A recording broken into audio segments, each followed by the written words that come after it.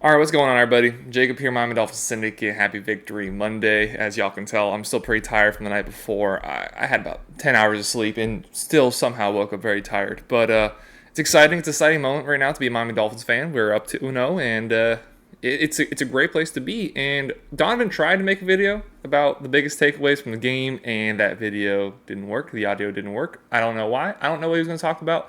So I'm just replicating this video and giving my own little spin on it.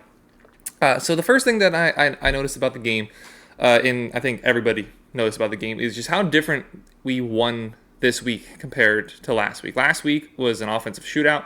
We couldn't stop them. They couldn't stop us. Last team to have the ball won the game, which is virtually exactly what happened and exactly what we thought would happen going into that game. It was pretty. Waddle was not having as big of an impact as he could, but Tyreek Hill was just all over the place and had one of his best games as a pro, 200 yards, 2 touchdowns. After that game, he was on pace for like 3,000 yards receiving. Tua was on pace for 8,000 yards. That was what was kind of expected going into that game, whereas yesterday with New England, with a defensive head coach, with Bill Belichick, who's one of the best schemers against top offenses and more talented teams in general in the entire NFL, entire history of the NFL, we knew that going into yesterday, it was not going to be the same type of game. It could have been a shootout, which it kind of ended up being. It never really felt like the Patriots were the team that was going to win that ball game, but it was kind of a shootout.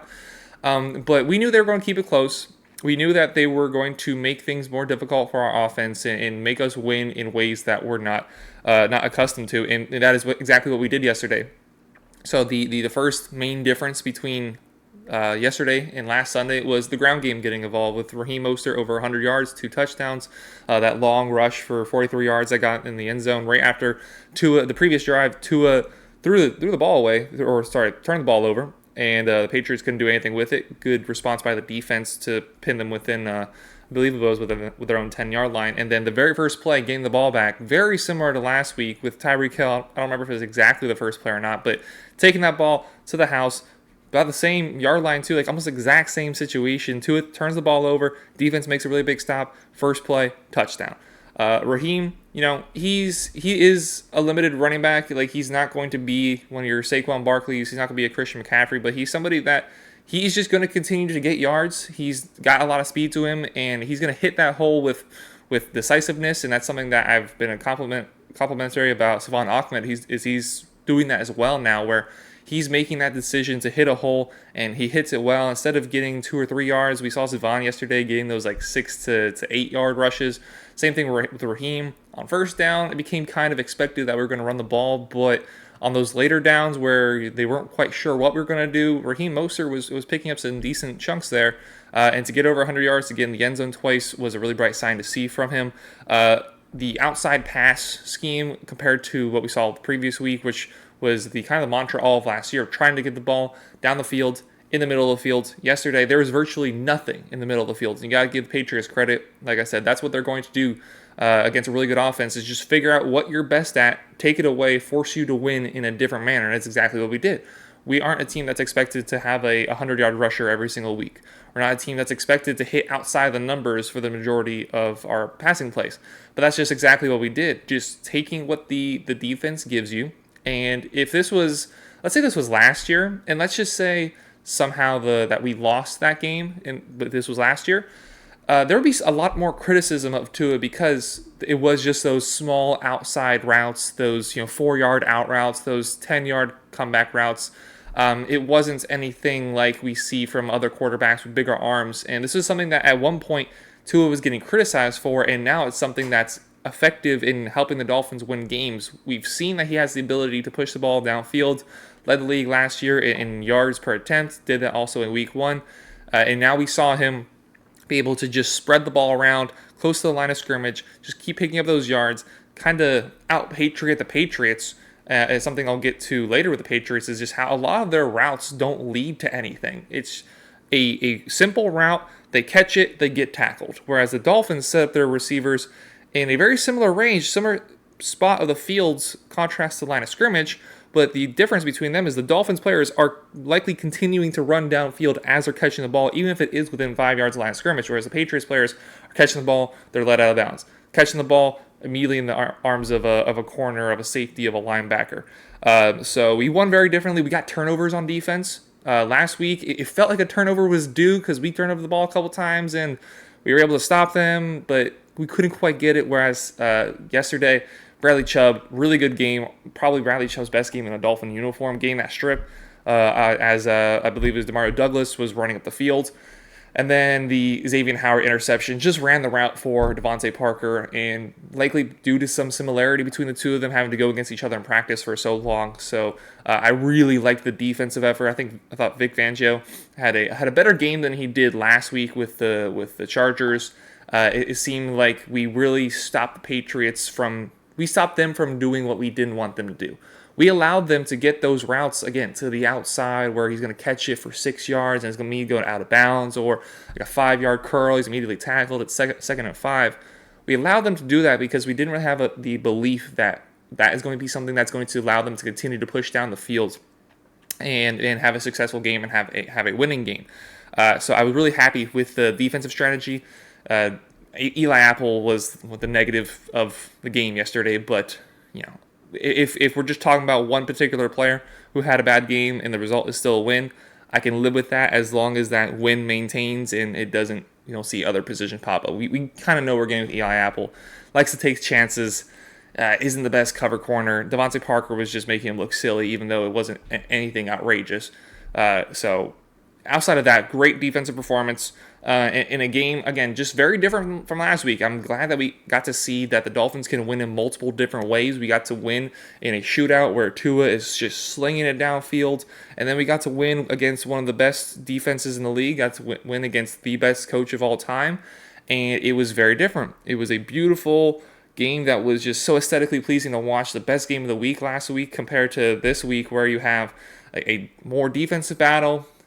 The offense still had its moments. We had that long touchdown. We had that long play down the sideline to Jalen Waddle. It still had its beautiful moments to it, but it was definitely more of a grinded out game, toughness, who's going to be tougher than the other team, who's going to make the least amount of mistakes. Both teams had a turnover. Dolphins had one less, and the Dolphins capitalized when they got the ball back.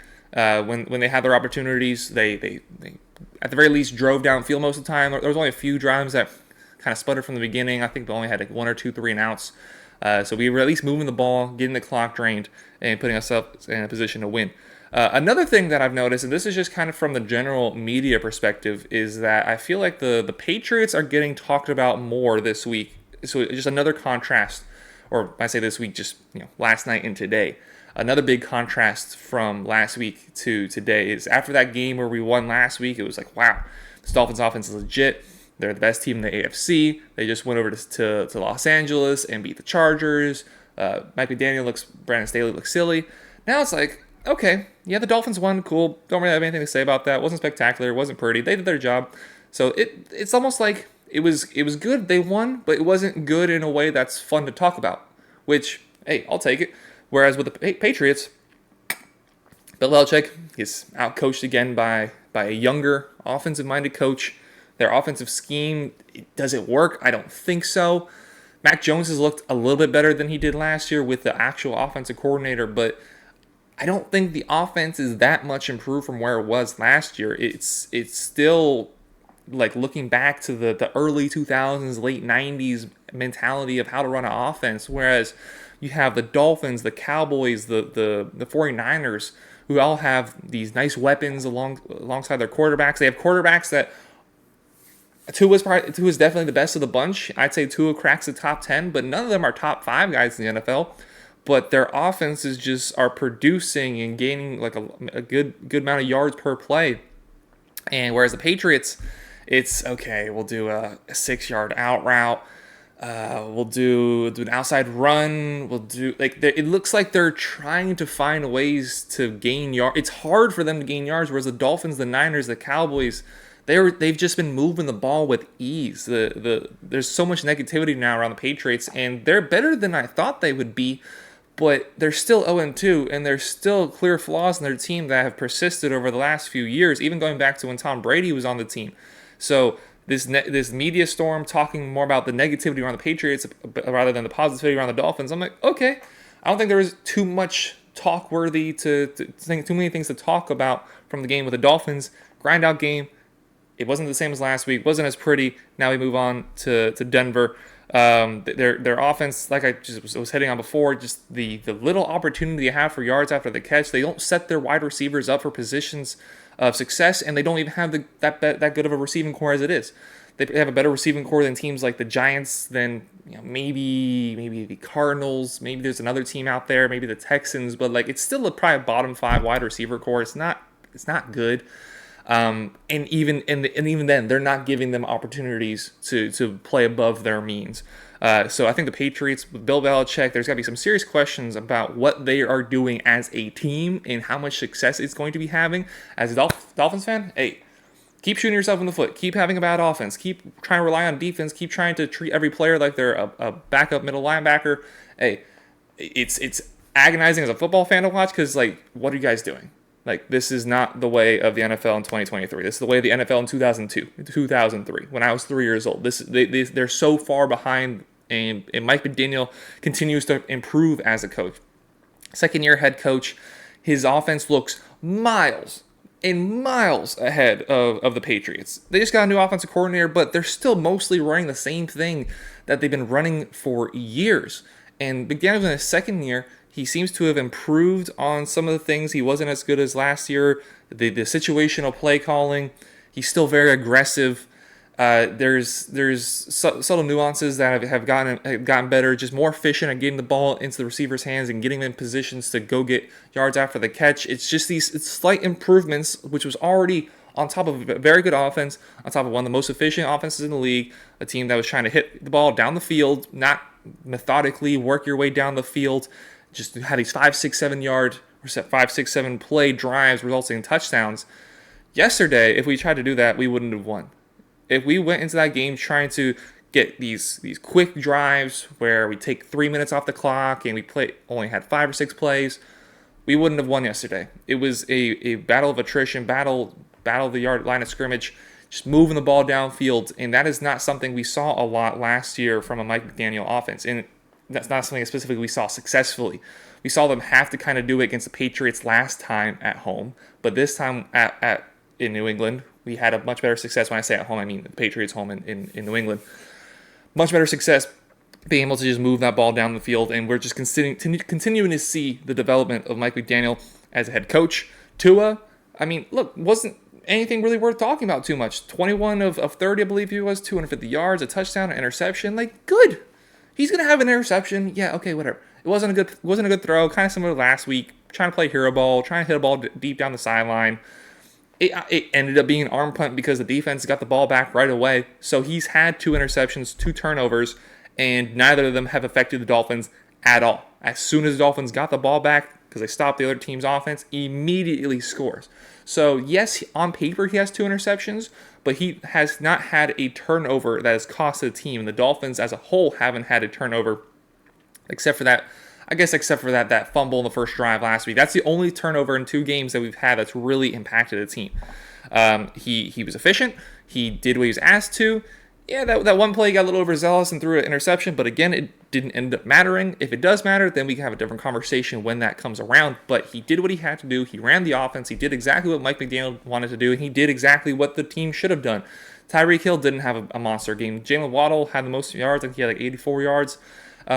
Even that 84 yards, like it wasn't. There was that one play down the sideline. There was one play where he broke away on the right side where Marcus Jones hurt his shoulder, but like it was kind of a quiet 4-catch, 85-yard game. It was good. It worked, and we came away with a win. And now with all that being said, we're 2-0 after 2 of the most difficult games on our schedule.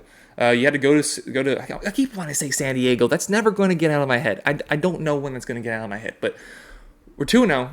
Went to Los Angeles. Won 2 very. Okay, I take a shot if you've already heard me say this. We won 2 very different ways. Went on the road, opposite side of the country, and took care of business against one of the best teams in the league, against a really good quarterback, somebody that Tua is always going to be compared to for the rest of his career. And they went and beat Bill Belichick, the greatest coach of all time, the Patriots. That their offense is a little bit better, their defense is improved. Christian Gonzalez, the guy who had the interception, looks like an absolute stud. There are some things to like about the Patriots. There's definitely a lot of things to like about the Chargers. We went to both of those games on the road, and we're 2-0. And now we welcome in Denver. They kind of look like a mess. They had a big lead, and they lost it, and they hit that Hail Mary, and they still end up losing. No reason why we should not be going into Buffalo up 3-0 on the season. I'm so excited how things have gone so far. Let me know in the comments your thought about the game yesterday and how excited you are about this team. It's such a relief and beautiful feeling to be happy about the team, to not have a lot of criticisms. It's not a perfect team. It's again, like Eli Apple's not that good. The offensive line, it was good. I'm still a little concerned about how long it holds up in being good, but we are getting Teron Armstead back. What's this team going to look like if we get Jonathan Taylor? That's not a concern. That's just a bonus. That's a beautiful thing. Like, we might be getting one of the best running backs in football added to this team, which is already 2-0. By the time he plays, we're probably going to be at worst 3-1 if we drop that game in Buffalo. I love it. I love where the team's at. I'm not trying to get into the nitty gritty about, okay, well, this wasn't as efficient, this wasn't that. Hey, we're 2-0, 2 road games, 2 very difficult games. Very happy to be there. Again, let me know what you think down in the comments below. Make sure to like, make sure to subscribe. Enjoy the Victory Monday. Have a great rest of your day. Take care, everybody.